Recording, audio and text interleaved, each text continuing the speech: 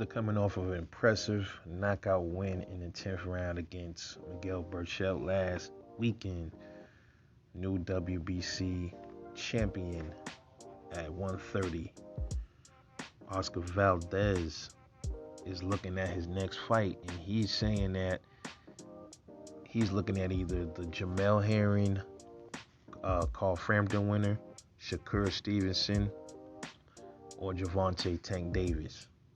Wow, that's what I'm talking about, man. This is what boxing need right here. Real fights, no duck moves.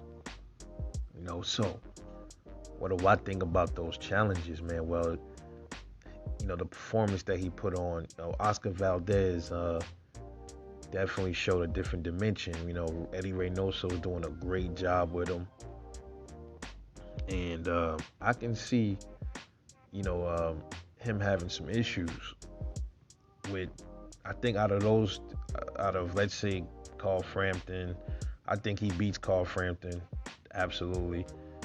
Jamel Herring, that one is going to be. I could see him possibly stopping Jamel Herring as well, man. I don't see what's so special about Jamel Herring. He's okay boxer. To me, he always fought kind of scary to me. I don't know, just something that I saw in him that was a little off, man. I don't know. But I think out of all those fighters, the one that gave him the most problems is Shakur Stevenson. I think Javante Davis could possibly have some issues with Oscar Valdez, man. He moves around a lot. He has power. I don't think anybody up to that Javante Davis has fought yet is on the same level as Oscar Valdez. So I think Oscar Valdez gives Tank a lot of problems, if not possibly stopping Tank. Listen, man, we all men. You can have the best punching power, best chin, doesn't mean you can't be stopped. And from a lot of things, yes, Javante Davis, he won his past few fights, but you got to go back and watch it. He was getting pieced up. He was getting pieced up by Gamboa, dude. I was like, what the fuck is he doing? He was getting pieced up by Gamboa. He was getting pieced up by Leo Santa Cruz.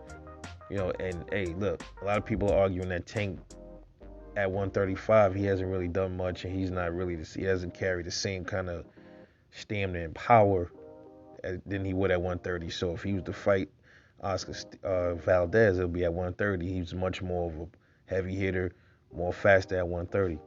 But I still don't think he has what it takes, but I just don't think it's going to be enough to beat Oscar Valdez unless Oscar Valdez gets in there and he fights the way he used to with his head, fighting like a straight brawler, don't move around, and it's a possibility he'll get knocked out.